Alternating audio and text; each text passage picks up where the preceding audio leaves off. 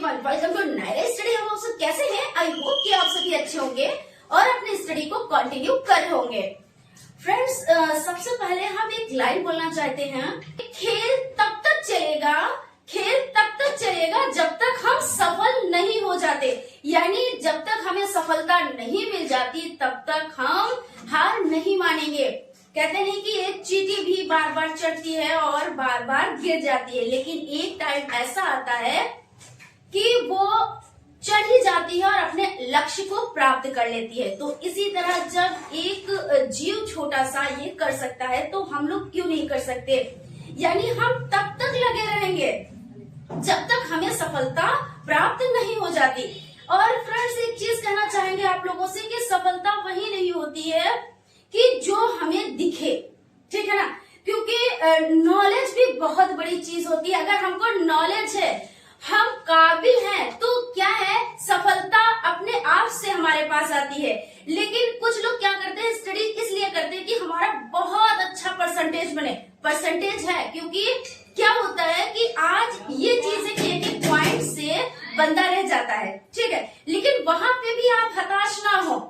काबिलियत बहुत बड़ी चीज होती है, मार्क्स तो होते ही होते हैं। और लाइन में लगने के लिए कहते नहीं है कि जब हम भीड़ में हैं तो भीड़ में हमारी कोई पहचान नहीं, लेकिन जब हम लाइन में लगते हैं तभी हमारी पहचान बनती है और हमारा नंबर आता है, ठीक है।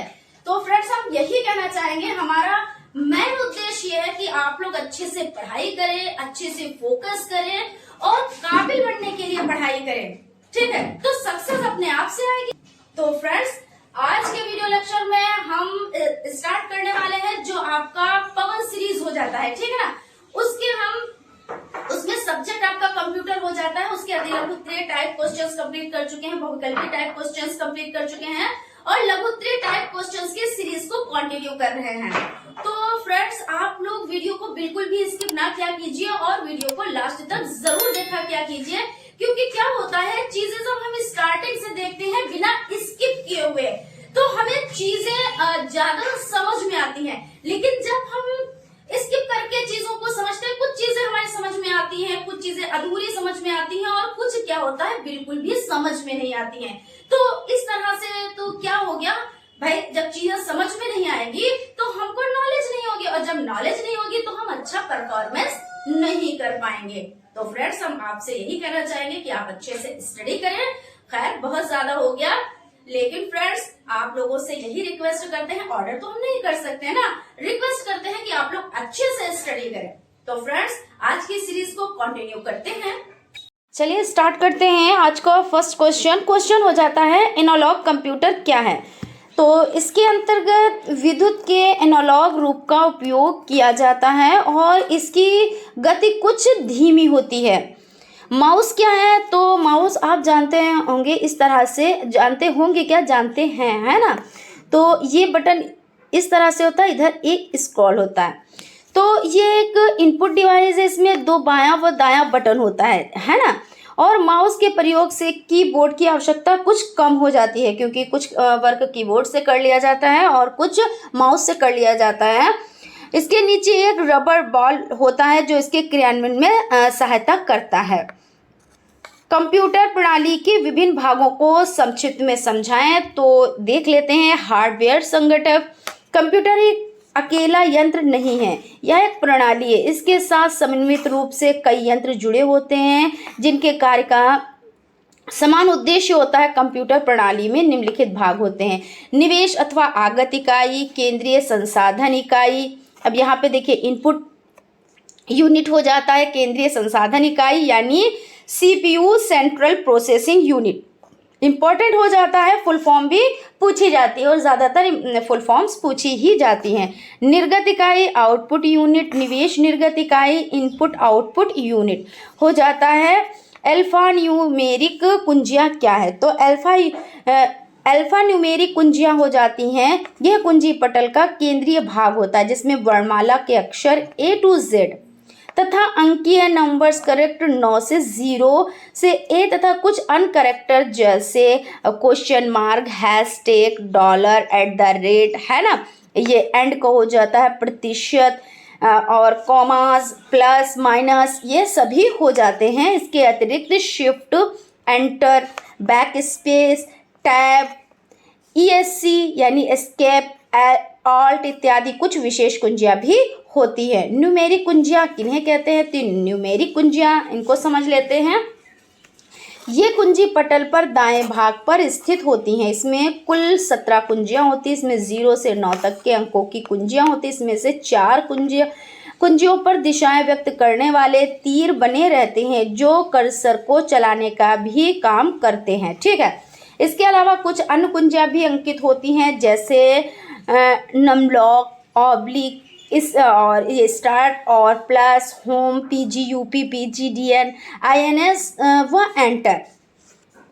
स्कैनर क्या है? स्कैनर वस्तु या प्रालेख की आकृति को प्रत्येक बिंदु से देखकर कंप्यूटर में प्रविष्टि कर देते हैं। इस प्रिंटेड आकृति को इलेक्ट्रॉनिक रूप में परिवर्तित करके कंप्यूटर में संचय कर लेते हैं, जिन्हें बाद में मिटाया जाता है, जिसमें आकृति में वांछित बदलाव भी किए जाते हैं। इसके अंतर्गत स्कैनर में माइक्रो कैमरा भी होता है जो आकृति को देखता है तथा प्रतिरूप समेटकर इलेक्ट्रॉन में परिवर्तित करके तरंगों को कंप्यूटर में प्रवाहित कर देता है, जहां यह संचय हो जाता है। केंद्रीय संसाधन इकाई क्या है? तो केंद्रीय संसाधन इकाई निवेश इकाई के माध्यम से प्रविष्ट किए गए आंकड़ों पर प्रयोक्ता द्वारा प्रविष्ट किए गए निर्देशों के अनुसार केंद्रीय संसाधन इकाई में प्रक्रिया की जाती है। केंद्रीय संसाधन इकाई को CPU भी कहा जाता है, यानी सेंट्रल प्रोसेसिंग यूनिट की बात यहाँ पे हो रही है। केंद्रीय संसाधन इकाई यानी CPU कहा जाता है। केंद्रीय संसाधन इकाई कंप्यूटर का वह भाग है जहां पर सूचनाओं की गणना एवं उनका विश्लेषण होता है। केंद्रीय संसाधन इकाई की संरचना को समझाएं, CPU के भाग एवं कार्यों को बताएं। क्वेश्चन आपका केंद्रीय संसाधन इकाई की संरचना को समझाएं ये आ जाए, या CPU के भाग एवं कार्यों को समझाएं ये आ जाए, लेकिन आंसर आपको एक ही लिखना है। तो समझ लेते हैं केंद्रीय संसाधन इकाई की संरचना। आगत इकाई, निर्गत इकाई व केंद्रीय संसाधन इकाई के सहसंयोजन से ही संपूर्ण कंप्यूटर बनता है। कंप्यूटर द्वारा संसाधन प्रक्रिया करने हेतु केंद्रीय संसाधन इकाई CPU को भी 3 मुख्य इकाइयों में विभाजित किया गया है। प्रारंभिक स्मृति अथवा मुख्य स्मृति, नियंत्रण इकाई, अंकगणितीय एवं तार्किक इकाई। बाइट क्या है? कंप्यूटर की स्मृति संसाधन इकाई CPU का ही एक भाग होती है। स्मृति में अक्षरों को बाइट द्वारा प्रस्तुत किया जाता है। एक बाइट में 8 बिट होते हैं। प्रत्येक बिट में बाइनरी पद्धति के अनुसार 1 अथवा 0 संचित होता है। स्मृति में संग्रहण हेतु अनेकों स्थान होते हैं जिनकी संख्या निश्चित होती है। स्मृति की क्षमता व आकार मापने की न्यूनतम इकाई बाइट कहलाती है। स्मृति यानी मेमोरी से आप क्या समझते हैं कि क्षमता को समझाएं। तो मेमोरी किसी कंप्यूटर के लिए अनिवार्य भी होती है, क्योंकि इसमें उन प्रोग्रामों को स्टोर किया जाता है जिनका पालन कंप्यूटर की CPU को करना है। मेमोरी का वह भाग जो CPU का सीधे संपर्क में रहता है उसे मुख्य मेमोरी कहा जाता है, और जो साधन बैकअप भंडारण का कार्य करता है उन्हें सहायक मेमोरी कहा जाता है। मुख्य मेमोरी में केवल वे प्रोग्राम और डेटा रखे जाते हैं जिनका प्रयोग CPU द्वारा किया जा रहा है। स्मृति की क्षमता। केंद्रीय संसाधन केंद्रीय इकाई में होने वाली समस्त क्रियाएं सर्वप्रथम स्मृति की जाती हैं। कंप्यूटर की स्मृति संसाधन इकाई CPU का ही भाग होती है। स्मृति में अक्षरों को बाइट द्वारा प्रस्तुत किया जाता है। एक बाइट में 8 बिट होते हैं। प्रत्येक बिट में बाइनरी पद्धति के अनुसार 1 अथवा 0 संचित होता है। स्मृति में संग्रहण हेतु अनेकों स्थान होते हैं जिनकी संख्या निश्चित होती है, और स्मृति की क्षमता व आकार मापने की न्यूनतम इकाई बाइट कहलाती है। नेक्स्ट क्वेश्चन की तरफ चलते हैं। फ्लॉपी डिस्क से आप क्या समझते हैं? तो फ्लॉपी डिस्क यहाँ ग्रामोफोन रिकॉर्ड की तरह प्लास्टिक की बनी गोल प्लेट होती है। यह बहुत लचीली प्लास्टिक की बनी होती है। लचीली प्लास्टिक से बनी होने के कारण इसका नाम फ्लॉपी डिस्क यानी फ्लॉपी पड़ा। फ्लॉपी पर मैग्नेट ऑक्साइड की परत चढ़ी होती है। इसी मैग्नेट नाइट्रिक ऑक्साइड की परत के कारण इस प्लास्टिक पर आंकड़े संग्रहित किए जा सकते हैं। यह प्लेट मोटे प्लास्टिक के खोल में बंद रहती है ताकि प्लेट को कोई नुकसान ना पहुंच सके। फ्लॉपी सूचनाओं संग्रहण, अध्ययन तथा स्थानांतरण का कार्य करती है। नेक्स्ट क्वेश्चन की तरफ चलते हैं। क्वेश्चन है निजी पीडीएफ तथा वीडियो को किस प्रकार अपलोड किया जाता है। तो इंटरनेट एक ऐसा माध्यम है जिससे उपयोगकर्ता अपनी आवश्यकताओं के अनुसार विशेष सामग्री, चलचित्र, वीडियो, ऑडियो फाइल आदि को खर्च करके उसे देखने के साथ साथ डाउनलोड कर सकते हैं। स्वयं के पास मौजूदा डाटा किसी भी माध्यम में क्यों ना हो, उसे इंटरनेट वेब पेज पर अपलोड भी कर सकते हैं। इंटरनेट द्वारा पीडीएफ फाइल्स, गानों तथा वीडियो को अपलोड करना। इंटरनेट द्वारा पीडीएफ फाइल्स, गानों तथा वीडियो को अपलोड करने के लिए उपयोगकर्ता को सर्वप्रथम उस वेबसाइट को ओपन करना होता है जहां वह उपयुक्त तीनों का अपलोड करना चाहता है। वेबसाइट ओपन हो जाने के पश्चात उसे अपने सिस्टम में सुरक्षित पीडीएफ फाइल, गाना या वीडियो को सिलेक्ट करना होता है। सिलेक्ट करने के पश्चात वेबसाइट पर उपलब्ध ऑप्शन ब्राउज को क्लिक करके सेलेक्ट फाइलों को ब्राउज करना होता है। तत्पश्चात वह ब्राउज की गई फाइलें संबंधित वेबसाइट पर अपलोड हो जाती हैं। ठीक है, नेक्स्ट क्वेश्चन पर चलते हैं। कंप्यूटर नेटवर्क क्या, इसमें सर्वर की क्या भूमिका होती है।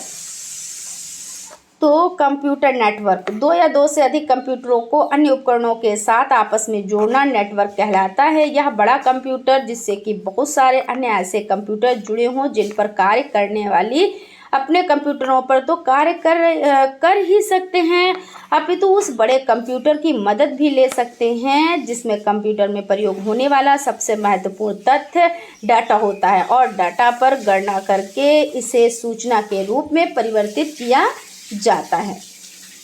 कंप्यूटर नेटवर्क के अंतर्गत एक विशेष बड़े कंप्यूटर के अंदर सारा डाटा व सूचनाएं भर दी जाती हैं और इसके साथ अन्य कंप्यूटरों को जोड़ दिया जाता है। इस बड़े कंप्यूटर को सर्वर कहते हैं। सर्वर एक विशेष कंप्यूटर है जो नेटवर्क में केंद्र का काम करता है। सर्वर से जुड़े कंप्यूटर अपना और उसका डाटा शेयर कर सकते हैं और साथ ही जुड़े हुए कंप्यूटर आपस में ही डाटा शेयर करते हैं। नेक्स्ट क्वेश्चन हो जाता है हार्ड डिस्क ड्राइव से आप क्या समझते हैं। तो हार्ड डिस्क ड्राइव यह फ्लॉपी डिस्क के समान होती है किंतु आकार में बड़ी तथा तीव्र गति से चलने वाली होती है। ये कंप्यूटर में स्थायी रूप से लगी होती है, इसलिए इसे फ्लॉपी डिस्क के समान इधर उधर नहीं ले जाया जा सकता। हार्ड डिस्क में फ्लॉपी डिस्कों जैसे धातु की बनी कई डिस्क एक के ऊपर एक समांतर रूप से एक साथ लगा दी जाती हैं जिससे यह हार्ड डिस्क का रूप ग्रहण कर लेती है। इससे ऊपर व नीचे की सतह को छोड़कर प्रत्येक सतह पर डेटा लिखा जाता है। डिस्क अपनी सतह पर लगातार घूमती रहती है। मैग्नेटिक ऑप्टिकल डिस्क क्या है। तो मैग्नेटिक ऑप्टिकल डिस्क, इस डिस्क में मैग्नेटिक तथा ऑप्टिकल डिस्क दोनों के गुण उपलब्ध रहते हैं। इसमें ऑप्टिकल डिस्क के बराबर तथा संग्रहित किया जाता है, डेटा संग्रहित किया जाता है, ठीक है ना, तथा मैग्नेटिक डिस्क के अनुसार डेटा को बार बार लिखा व मिटाया जा सकता है। इसमें मैग्नेटिक क्रिस्टल होते हैं। इसमें बीच में प्लास्टिक की एक परत होती है। इसको पढ़ने के लिए लेजर तथा मैग्नेट पद्धति का प्रयोग किया जाता है। उसके बाद क्वेश्चन देख लेते हैं सॉफ्टवेयर से आप क्या समझते हैं। तो और यहाँ पे एक क्वेश्चन अथवा करके है, सॉफ्टवेयर क्या है, इसके प्रकारों का वर्णन कीजिए। तो कंप्यूटर अपने आप कोई कार्य नहीं करता, इसके कार्यों को प्रोग्राम के द्वारा संचालित किया जाता है। कंप्यूटर में बहुत से प्रोग्राम होते हैं जो अलग अलग कार्यों का संपादन करते हैं। इन प्रोग्रामों के एक संपूर्ण योग को सॉफ्टवेयर कहते हैं। सॉफ्टवेयर के प्रकार, सॉफ्टवेयर मुख्यतः दो प्रकार के होते हैं, सिस्टम सॉफ्टवेयर और अनुप्रयोग सॉफ्टवेयर। तो सिस्टम सॉफ्टवेयर प्रोग्रामों के उस समूह को कहते हैं जो कंप्यूटर को चलाने, उसकी देखभाल करने तथा उस पर नियंत्रण रखने का कार्य करता है। यह कंप्यूटर के साथ ही निर्माता द्वारा उपलब्ध कराया जाता है। अनुप्रयोग सॉफ्टवेयर जो प्रयोगकर्ता द्वारा स्वयं किया जाता है, ठीक है ना। तो यहाँ पे आपका हो जाता है। नेक्स्ट क्वेश्चन पर चलते हैं।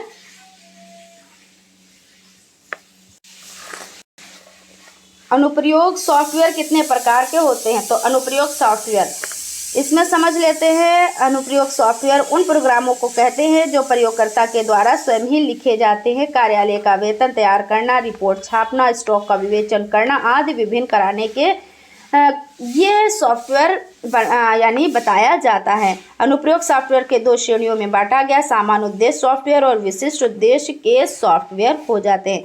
कंप्यूटर की कार्य पद्धति का वर्णन कीजिए। तो किसी भी कंप्यूटर प्रणाली में आवश्यक रूप से 3 महत्वपूर्ण भाग होते हैं: इनपुट उपकरण, सेंट्रल प्रोसेसिंग यूनिट यानी सीपीयू, और आउटपुट उपकरण।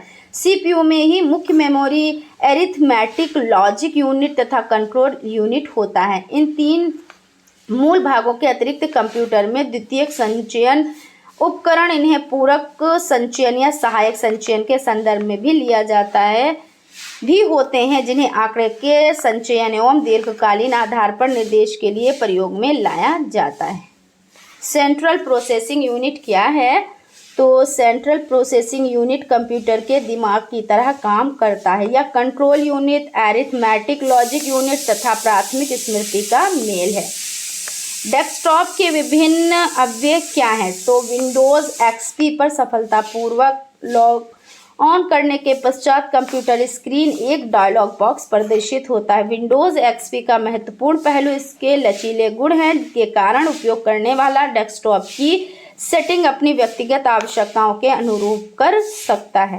डेस्कटॉप के अवयव निम्नलिखित हैं: my computer, my documents, recycle bin, my network place, internet explorer, task bar, start menu, files तथा फोल्डर, शॉर्टकट।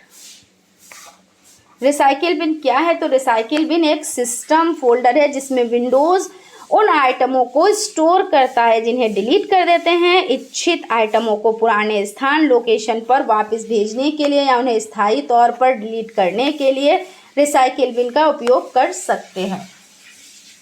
रिसाइकिल बिन की विशेषताओं का वर्णन कीजिए। तो यहाँ पे देख लेते हैं। रिसाइकिल बिन को यानी जो रिसाइकिल बिन हो जाता है तो खोलकर इसके कंटेंट्स को देखने के लिए डेस्कटॉप पर प्रदर्शित हो रहे रिसाइकिल बिन के आइकन पर डबल क्लिक करें। रिसाइकिल बिन में डाली गई फाइल, फोल्डर तब तक वहां स्टोर रहते हैं जब तक कि उन्हें रिमूव नहीं करते या जब तक कि वह हार्ड डिस्क पर उपलब्ध स्पेम का निर्धारित प्रतिशत स्पेस नहीं ले लेता है। जब किसी आइटम को डिलीट बटन दबाकर डिलीट करते हैं तब विंडोज़ उसे रिसाइकिल बिन में डाल देता है।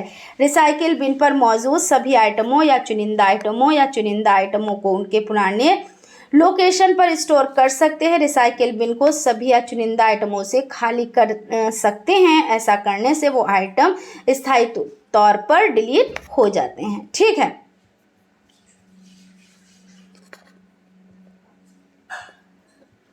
उसके बाद है टास्क बार क्या होता है? तो कंप्यूटर स्टार्ट करने पर स्क्रीन के निचले हिस्से में टास्क बार दिखाई देता है। विंडोज़ कार्य करते हैं समय भी यह आसानी से स्क्रीन पर अवेलेबल होता है। जब भी प्रोग्राम रन होता है, कोई विंडो ओपन की जाती है, उसे रिप्रेजेंट करता हुआ आइकन इस टास्क बार पर दिखाई देता है। विभिन्न विंडोज़ या प्रोग्राम के बीच स्विच ऑफ करने के लिए टास्क बार पर दिखाई देने वाले आइकन को क्लिक किया जाता है। टास्क बार पर प्रोग्राम या विंडो के आइकन पर माउस से राइट क्लिक करने पर, क्लोज एक्स ऑप्शन पर क्लिक करने पर particular file, program, windows close हो जाती है और पार्टिकुलर आइकन भी टास्क बार में डिस्पेयर हो जाती है। फाइल एवं फोल्डर को समझाएं। कंप्यूटर प्रोग्राम में फाइल किसी सहायता भंडारण माध्यम पर स्टोर किए गए डाटा का संग्रहण होती है। ये विभिन्न ऑपरेटिंग सिस्टम में डाटा स्टोर करने की मूल इकाई फाइल होती है। प्रोग्राम के अंतर्गत जो दस्तावेज बनाते हैं और प्रयोग करते हैं वे भी फाइल ही होती हैं। ठीक इसी तरह सभी प्रोग्राम भी फाइल होते हैं और कोई फोल्डर बहुत सी फाइलों और अन्य फाइलों का संग्रह होता है। विंडोज़ में फाइलों को प्रतीक चिन्हों यानी आइकन्स द्वारा प्रदर्शित किया जाता है। तो इस तरह से यहाँ पे आपका सेशन कंप्लीट हो गया है। आई होप आप लोगों को सेशन अच्छा लगा होगा, और अगर सेशन अच्छा लगा है तो एक लाइक ज़रूर कीजिएगा, और अगर अभी तक आप लोगों ने चैनल को सब्सक्राइब नहीं किया है और न्यू है तो चैनल को सब्सक्राइब भी ज़रूर कर लीजिएगा, जिससे क्या होता है नोटिफिकेशन आपके पास पहुंच जाता है। Thank you.